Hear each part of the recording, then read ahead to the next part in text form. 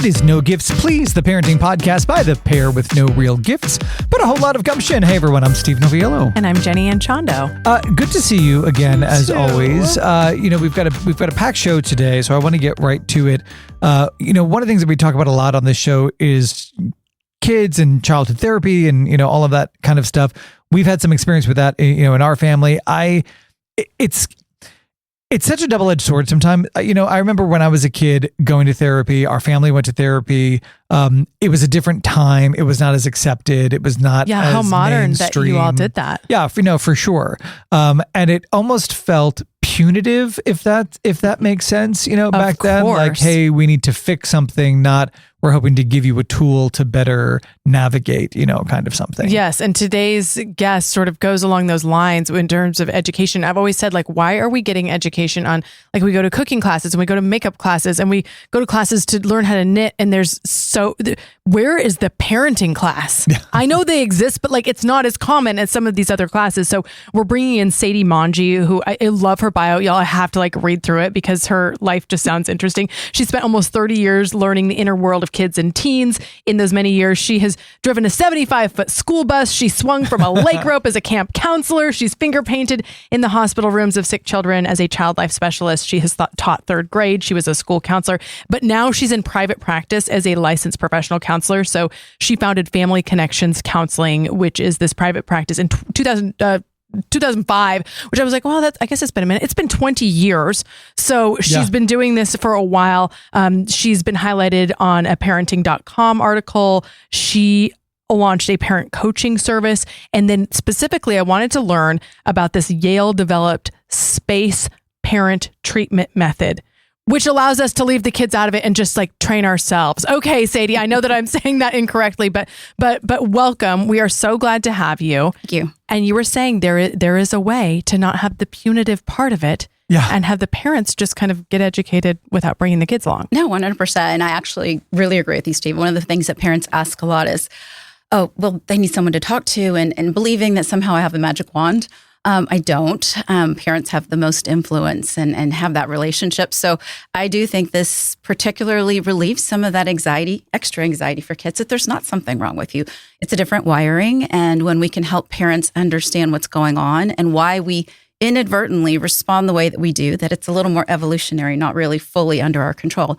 When we learn that, we're able to change the way we parent, and it's dramatically impactful for kids. So let's talk specifically about this model, because I want to make sure that we're kind of different. We have a lot of therapists who come, in the show, and they each kind of seem to have their specialty here. This one makes you very unique. Definitely. When you work with kids, of course, you're going to work with parents. That would be incomplete not to work with parents. But Space is designed differently. It's designed to be a standalone. In other words, I can work with parents to help them help their anxious child and never have to drag little Janie or Johnny into therapy. Now, it doesn't mean that the kids can't participate. Sometimes parents, I kind of call it a triage spot. We work on the foundational skills. And when we get to week about 3 or 4, we stop and we're like, okay, are we feeling more confident? Is home feeling calmer? If it is, we just stay on track. If it's not, then we consider adding the child, because we do know that obviously play therapy, and I'm a registered play therapist, so I would never go against the benefits of play therapy for helping anxious kids. But I think this is a much faster way to go about getting change. And then if children don't make the progress that we need, then we just kind of add that addition.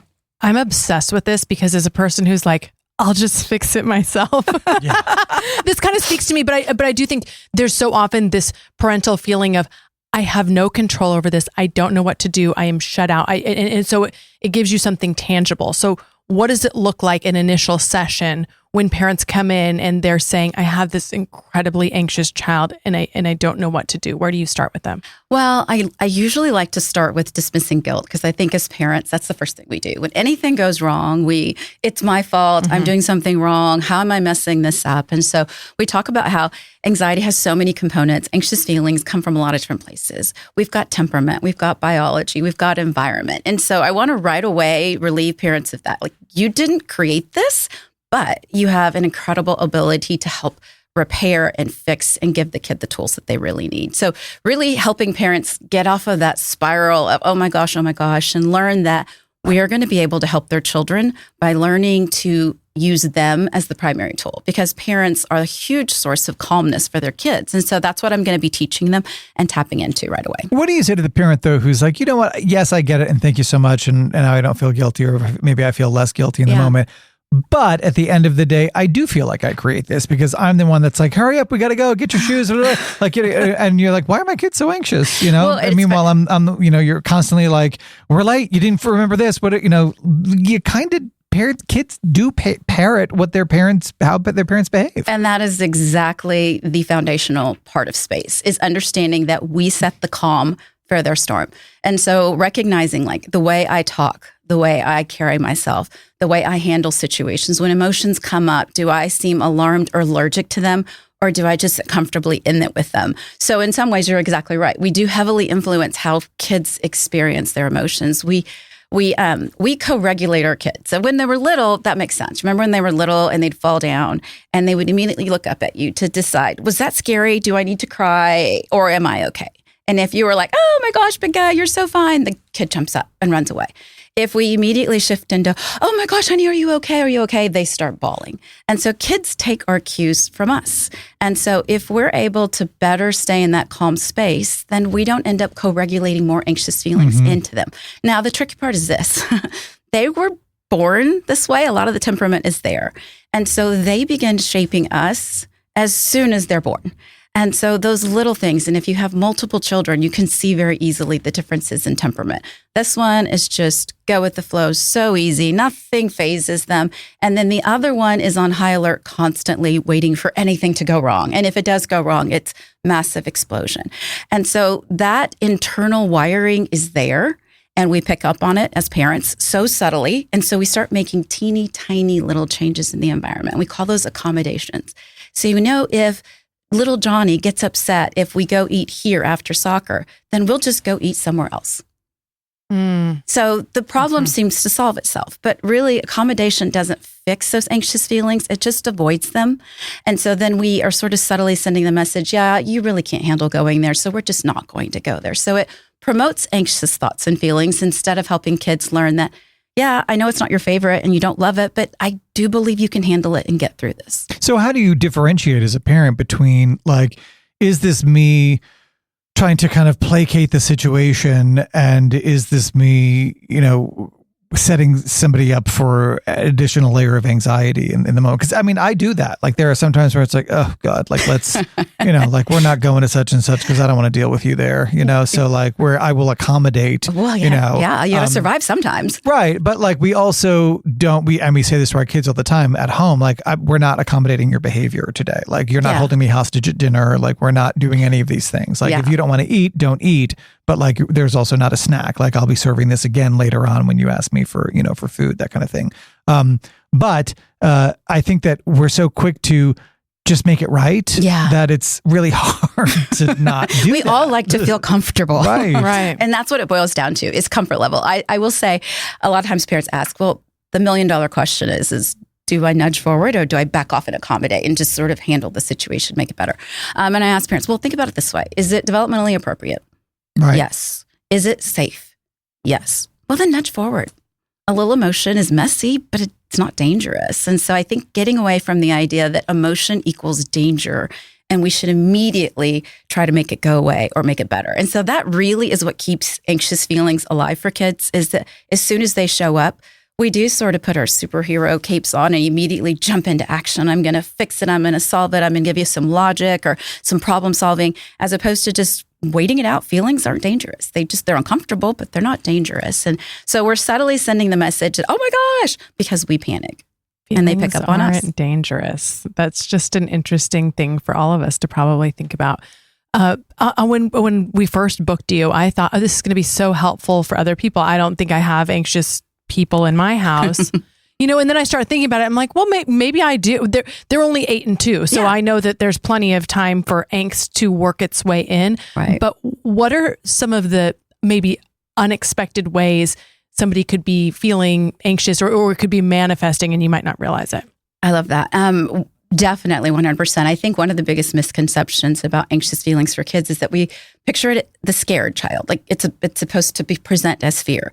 It can be controlling, over planning, super negative, rigid, difficulty with change and flexibility, procrastination, clinginess. All of these things are different ways that anxiety and anxious feelings can show up in kids. And so there's a lot of times that when we are starting a consultation with a parent who calls for the first time, just wondering if maybe therapy might be a good choice for their kiddo.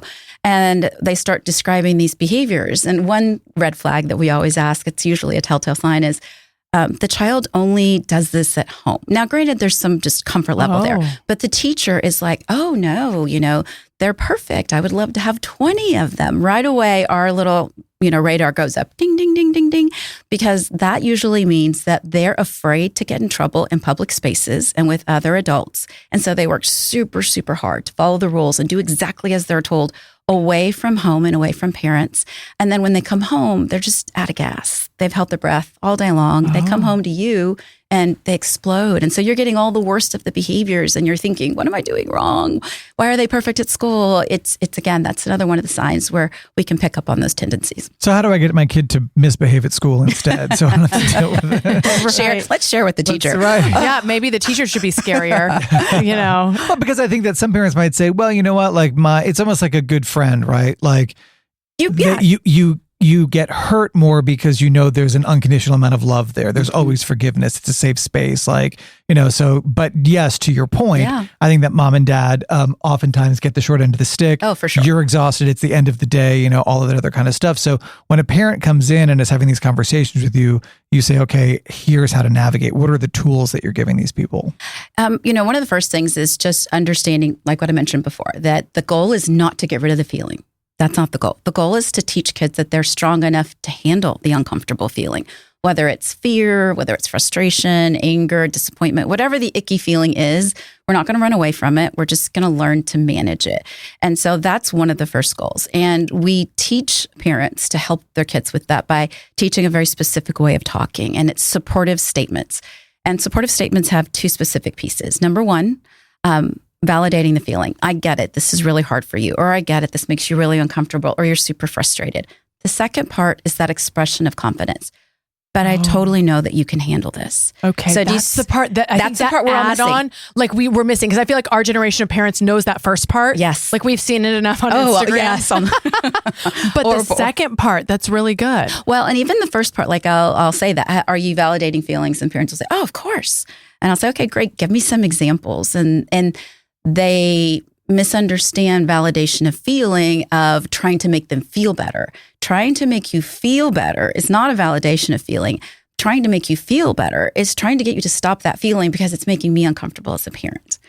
And that's biological, which is another key component of space, is that we teach that the reason we get so worked up when our kids are anxious is because we're wired together. And so if you are anxious and sending out a distress signal, your brain is literally sending out a level 10 distress signal. My brain is picking up on that. Even though I can clearly see this is a level 5 situation or a level 3, you didn't get a red popsicle. It doesn't matter. Even though I logically know this is a level 3 situation, your little brain is sending out a 10. My brain, who's mom, I'm going to pick up on that 10, and it's going to immediately increase my stress, which means when I come closer to you to try to help you handle this feeling, I'm bringing with your stress, I'm adding my stress to it. So it's a lot about understanding how we're wired and how we respond and what we do with all those feelings. I'm really good at responding pragmatically and diplomatically and supportive when I'm play acting these scenarios like in the shower. Of course. But in the moment, I'm not as good as I could be, probably. So how do you, as a parent who's saying, oh gosh, I know what I should do, but I just don't, because in the moment I default to a less healthy reaction as opposed to a response or whatever. How do you get people to remember in the moment, here are the tools, you got to open up the toolbox? I think sometimes just knowing why you're responding that way helps. Once you know something, you respond differently. And so just knowing that this big feeling in me that's really strong is, oh, this is just our neurobiological connection. A fire alarm is going off. It's setting off the fire alarm in me. It's a false alarm. I sometimes say to myself, feelings aren't dangerous. Feelings aren't dangerous. I'm really sensitive to noise. And that came from the way I was brought up. And so when I had kids, and they get wild and crazy and they were just making kid noises. They weren't being, out of line or anything. My husband was the one that picked up on it. He's like, it's just noise. And hearing him say that made me realize it's just noise. It's not dangerous. It's not disrespectful. They're just loud. They're playful. And so sometimes understanding your wiring and being able to have that little internal mantra. Is that a good time for identification with kids as well? Like what I will do when I remember is sometimes if I do overreact, I'll follow up with my kids and say, hey, I didn't handle that great. Like I had a lot of feelings in that moment and I was really scared about the situation that we were in. And I could have been more calm or I could have whatever, and try and mirror perhaps even, I'll even embellish it to try and identify with them more. Teach a lesson. Yeah. Like, hey, like, how you feel, or in that moment you were feeling this way. So was daddy and some people are very opposed to that. You don't tell your children that you're imperfect and you are the authority figure and, that kind of thing. That's how I remember when I was a kid and I would get in trouble and I would get punished. I would work at my parents, who are probably listening.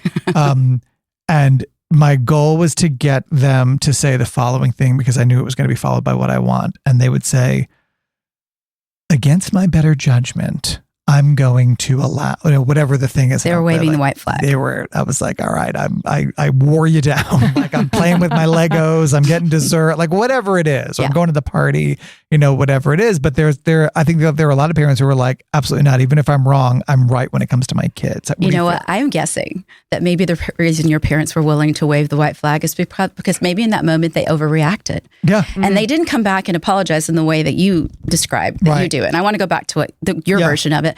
So their best way of coming to you and saying, oh, Steve, sorry, we kind of overreacted. We messed up. We're sorry. Go to the party. Yeah. That would have been the more direct, vulnerable, transparent way to do it. But they said, well, against my better judgment, I'm going to let you do this. Right. Like I'm still right. Because they were holding on to their parenting card, which, again, generations, we learn, we do better, whatever. So they were holding on to their parenting card.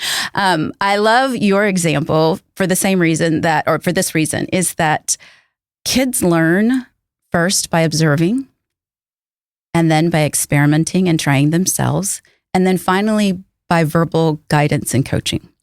So you can talk about emotional regulation all day long till you're blue in the face, handling your big feelings, blah, blah, blah.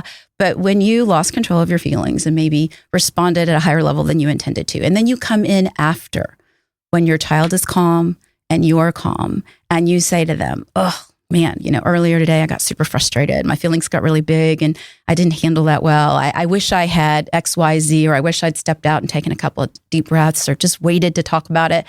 You're modeling exactly that we can become overwhelmed by our emotions. It doesn't make us a bad person, that we want to take accountability as soon as we are able to be calm.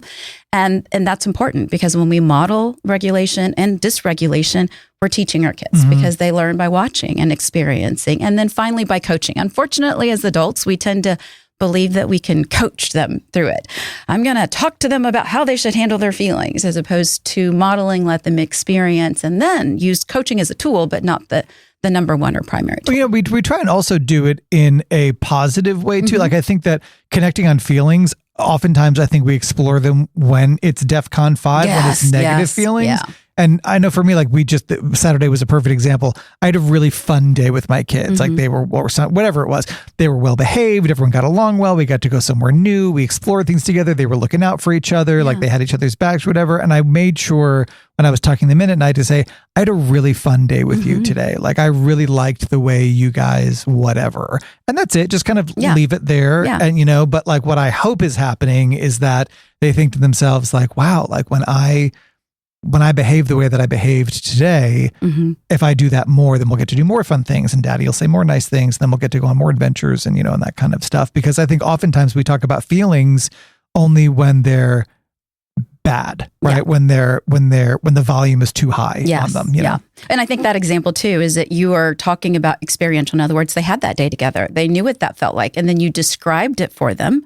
So now they know exactly what it is that gets that done. In other words, I get these kind of feelings when I behave in this way.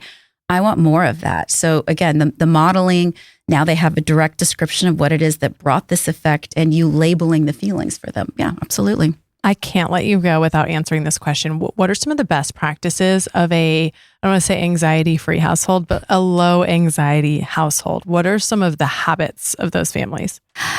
They talk in flexible terms. Mistakes are not a big deal. And I do think that, unfortunately, we live in a really rushed world. So I do think families that are a little bit intentionally try to be slower. And believe me, I am talking out both sides of my mouth, because when my kids were younger, they were playing multiple sports. In fact, I know one kid was rolling around the back of the SUV, changing from baseball to soccer, and they weren't strapped. So don't get me in trouble. But so I think trying with some intention to try to keep the urgency down. Okay. But definitely, how we communicate that flexibility. In our house, just have your own terms, and it's got to fit for your family. I don't have a term that's going to fit for your family or your family. For instance, my husband's a golfer, mulligan. In our house, we know what mulligan means. You get a second chance. You get to try it again. It's not a big deal. You oopsie daisied, you fix it. So I think homes where mistakes are very normal, accepted, where you have that flexibility in the way you communicate. If it doesn't work out, we'll figure it out. It's no big deal. That type of communication makes the brain more flexible. And so I think that's one thing, that trying to keep the sense of a schedule, predictability, doesn't have to be exactly the same every day, but some kind of predictability. And then when, again, emotions show up, not this immediate response to stop it or problem solve it or make it logic. Sometimes if you just wait it out, just being quiet sometimes is the fastest way for dysregulated kids to calm back down again. Well, if you're a high anxiety home and you want to become a low anxiety home, there's a hurdle there. What is the best practice with your family? Like, is it, hey, as parents, we're going to change our behavior and kind of see how that go?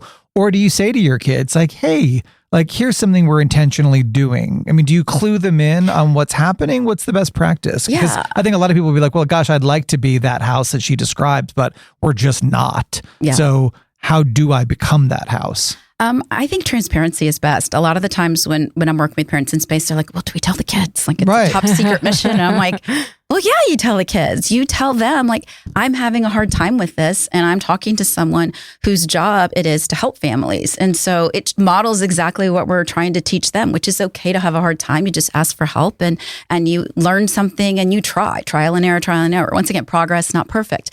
So I don't think there's anything wrong with telling kids what you're up to. I have discovered this is no surprise, because we know there's a biological genetic component. A lot of the times anxious parents halfway through space will, have a confessional like, well, I'm sort of, and I'm like, well, great. That means you're going to be applying these same strategies to yourself. And a lot of parents that finish space tell me my anxiety is in the best place it's ever been with my child's therapy as opposed to my adult therapy. But understand, you're so motivated as a parent to help your kids that you just buckle down. They listen, they do the homework, they practice. And so the supportive statements get done and removal of accommodations get done. And moms and dads both being on board, which is always, I was just going to ask you about that. It's amazing. This is a whole new thing, because usually when kids come to therapy individually, moms bring them. And they sit in the waiting room, and, the more traditional method is every 2 to 3 sessions, you meet with the mom and dad. With space, the dads are as involved, if not sometimes more motivated. They're real solution focused. That's the way the male brain is wired. And so I find that once they come in on the first session, they're the driving force. They're like, oh yeah, no, we need to get this. Sometimes I'm ready to back them off to every other week or once a month. And they're like, no, we're doing really great. We want to just stick with what we're doing until we feel totally confident. So it's interesting when parents are on the same page, kids get better faster. Because you keep on mentioning parent. Is like the space program, is that something that if you're going to do this, that you and your partner need to commit to? I would imagine this is difficult for one parent to try and make this monumental change and the other one to not really have any interest or involvement. Ideally in a perfect world, yes, I would love that. But one's better than nothing. But one's better than nothing. And one of the things that I focus on is if I'm working with just one parent, there's always notes that come out the next day. And so these parents have a quote unquote roadmap that's specific to their family, their kids, whatever accommodations they're trying to remove. And that way, mom is hearing it or dad is hearing it. They're getting the notes. And then when you teach it to your spouse, you're ingraining it into your brain. So ideally, I love it when both parents can participate at whatever level. I have some dads who eavesdrop, and that's okay. I know that they're doing other things, but every once in a while they'll pop in. So I know they're listening and they're hearing me, which makes it a little easier for mom to have to kind of re-go over things. But ideally, I would love to have both parents, and most times I do. I would say probably upwards of 70% of the time I have both parents involved. Where can people connect with you, find you, help their families, etc.? Absolutely. You can reach us at familyconnectionscounseling.com. And we have made the initiative in our office. Once I was the first one that was space trained, and I came back and was like, this is amazing. This makes so much sense. It's so much faster.